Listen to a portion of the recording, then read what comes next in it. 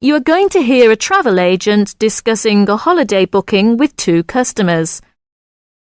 First, you have some time to look at questions 1 to 3.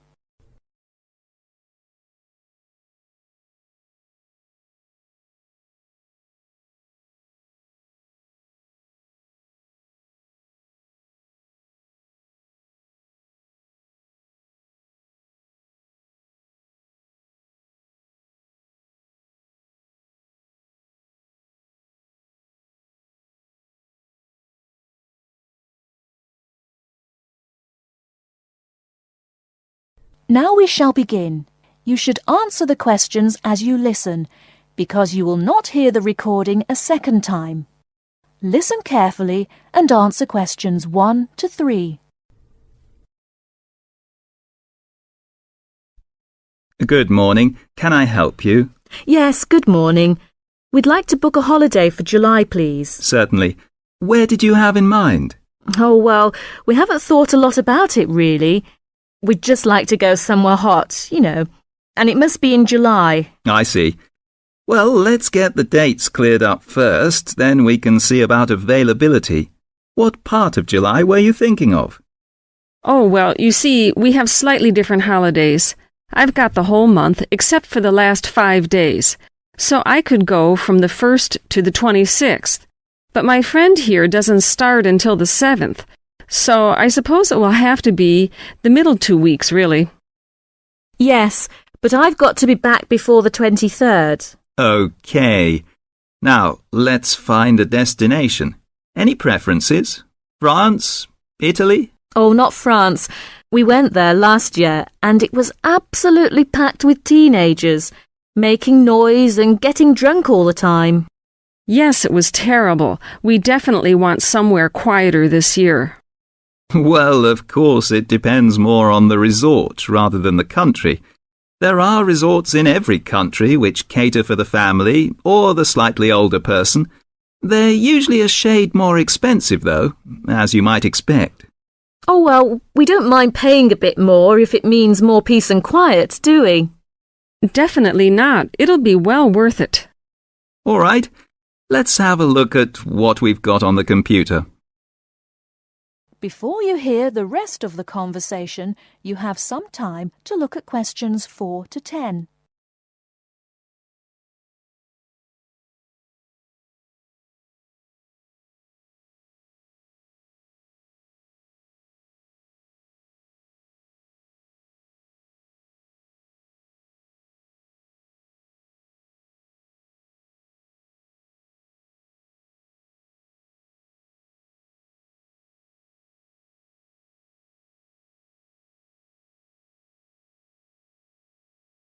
Now listen and answer questions 4 to 10.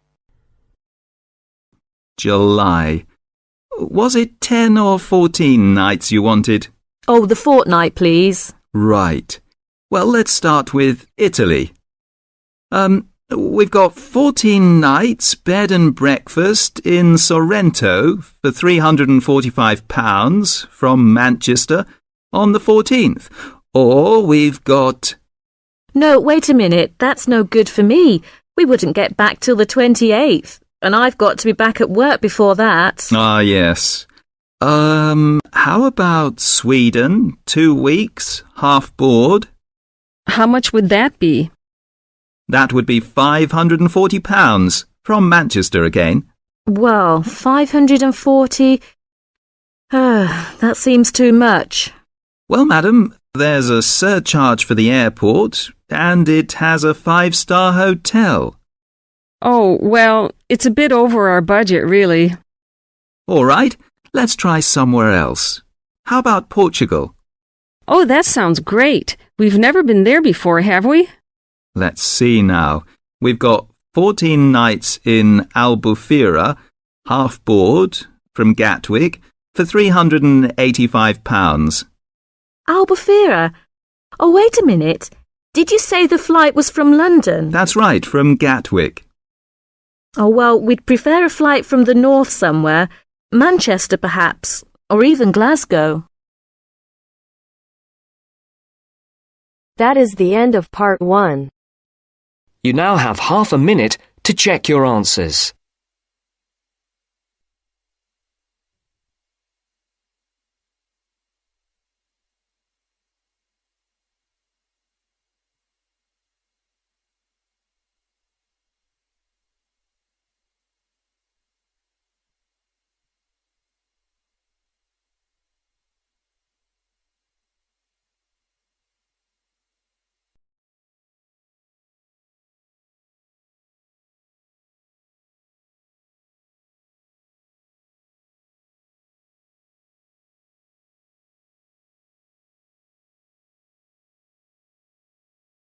Now turns to Part 2. Part 2. Mr. Jackson, who feels that he is physically unfit, is consulting with his doctor about his health condition. First, look at questions 11 to 14.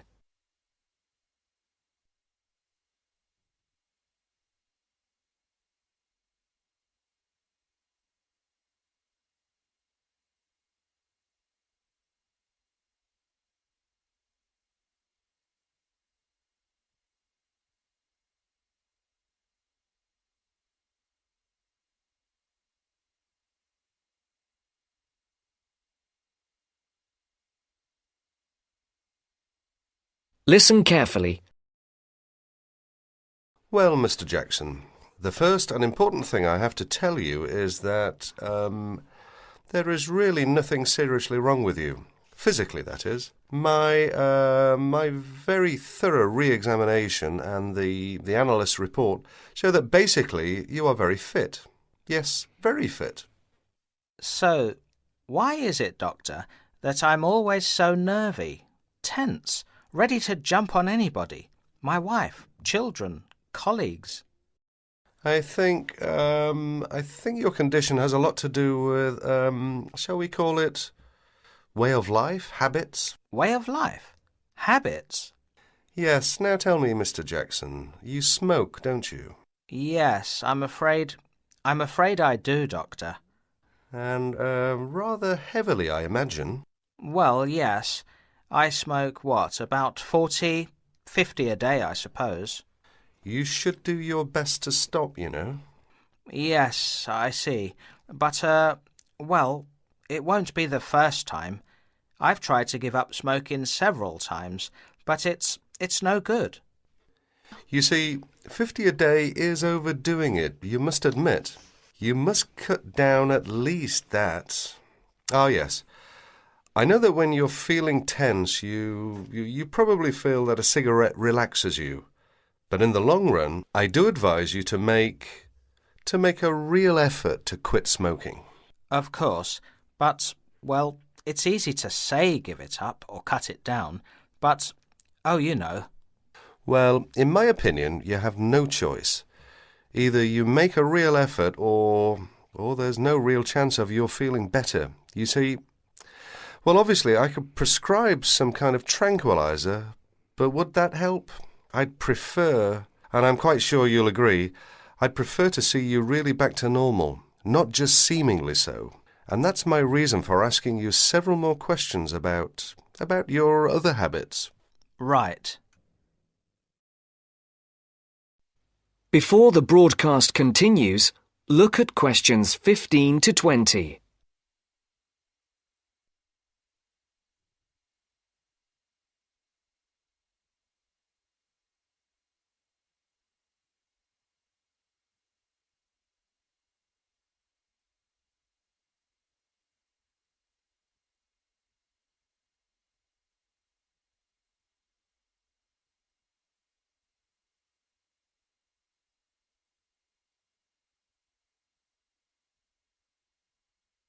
You will now listen to the second part of the talk.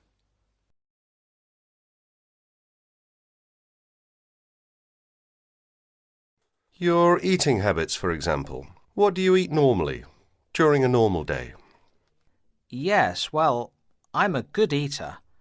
Yes, I'd say I'm a good eater. Now, let's see. Up at 8 in the morning, and my wife has a good breakfast ready. A good breakfast? The usual. A cereal followed by bacon and eggs, with fried bread and perhaps a tomato or two. Then toast and marmalade, all washed down with a couple of cups of tea. Yes, I really enjoy my breakfast. Yes, I can see you do, but I'd advise you to eat rather less. We'll come to that later. Go on. Then lunch. No, first brunch. A cup of coffee and a bun at 11. Lunch has to be quick, because there's so much to do in the office about that time, so I have a pint and a sandwich in the pub. All very hurried. Try to be in less of a hurry. But I make up for it in the evening. I get home at about 7. Dinner's around about 8.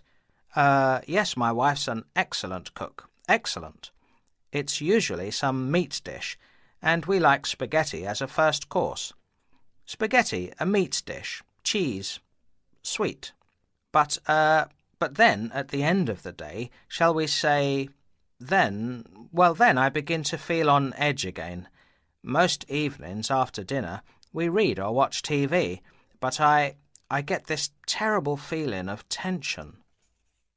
Well, I'm sorry to have to say this because you obviously enjoy your food, but I really do recommend that you eat less, and secondly, that you eat more healthily.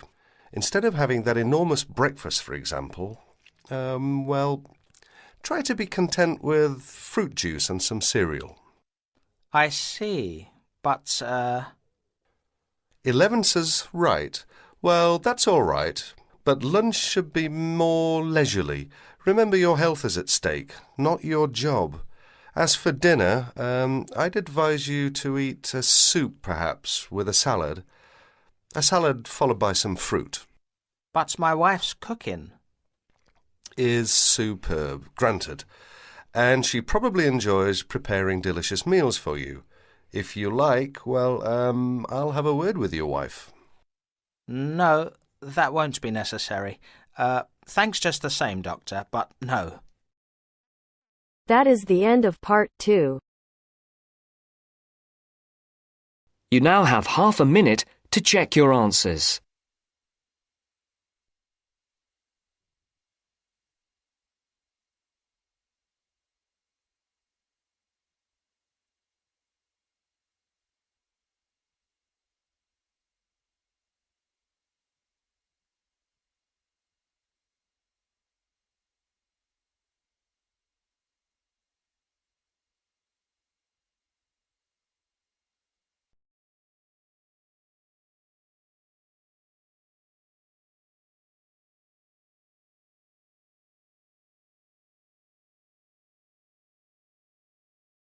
Now turns to part 3. Part 3. You will hear a female and a male student talking about the mock exams that they have just taken. First, you have some time to look at questions 21 to 25.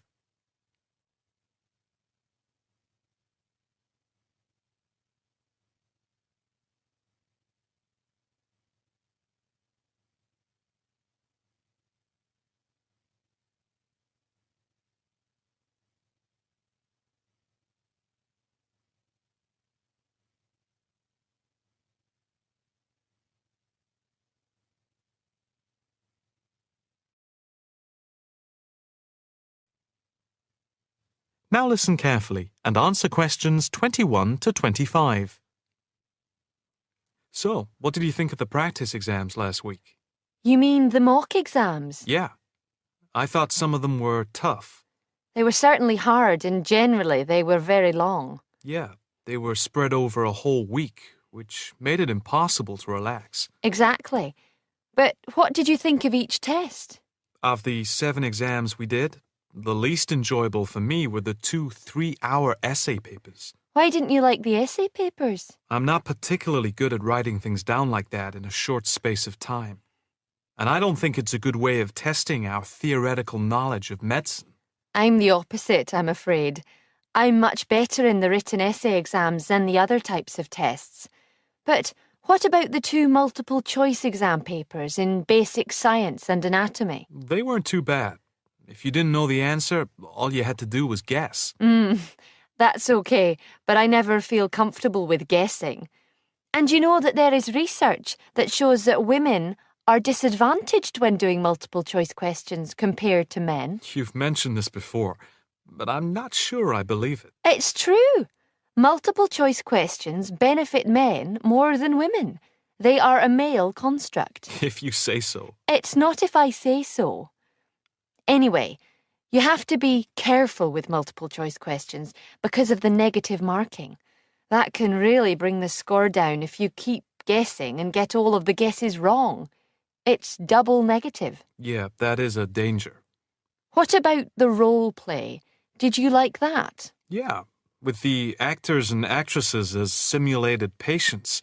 Yeah, I thought that was by far the best part of the exam. Why was that? What I liked about it was during the 24 test stations, we had a chance to show what we know about communicating with patients and show our practical medical knowledge, etc. Yes, I think I agree with you there. I enjoyed all of the stations, but I can tell you I was tired at the end. I have done a practice exam with 12 test stations, but not 24. It was exhausting, but also exhilarating. I agree completely. It lasted nearly 4 hours in total with the break. Before you hear the rest of the conversation, you have some time to look at questions 26 to 30.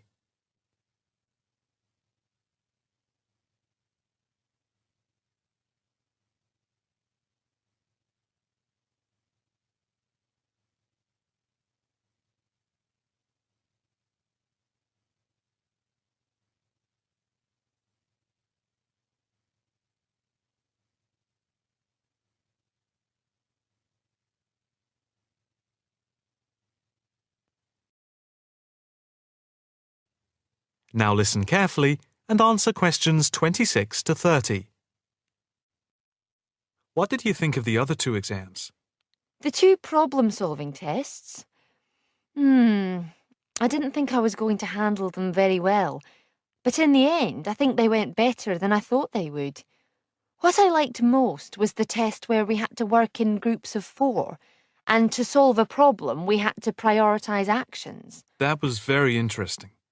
I'm not sure I did very well in that, though. Did you feel comfortable being in a group of 4 and having 4 examiners watching you as you discussed the problem? We did practice it several times before. You learn to forget that someone is watching you. But some people are better at speaking in group situations like that, and they get the best marks. The test doesn't just assess whether people can talk a lot. It's about showing you can listen, organise your thoughts, and then show you can be part of a team, allowing other people to speak. Well, we'll have to see how it goes. When do the results of the mocks come out? They said next week, and then it's the finals 2 weeks later. Yeah, we've got that to look forward to. What is the policy on resits? Why? Are you planning to fail? No, but, well, you know what I mean. The resits are held in September, and if there is any problem after that, it goes to appeal. We'll just have to make sure we don't fail any part of the whole examination. I certainly wouldn't want to do any of it again. Me neither. It's hard when you are not allowed to fail any of the exams. I bet they don't have that policy in any other subject. Probably not.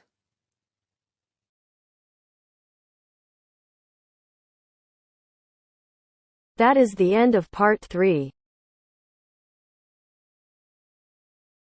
You now have half a minute to check your answers.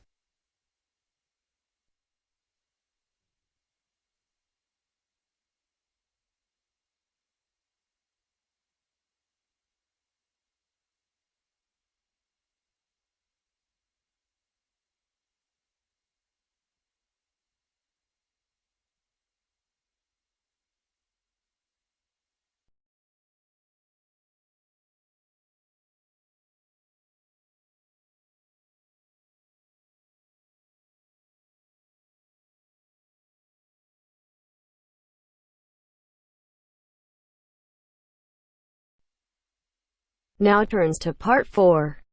Part 4. You are going to hear a talk about the English policeman. As you listen, complete the notes below. First, you have some time to look at questions 31 to 40.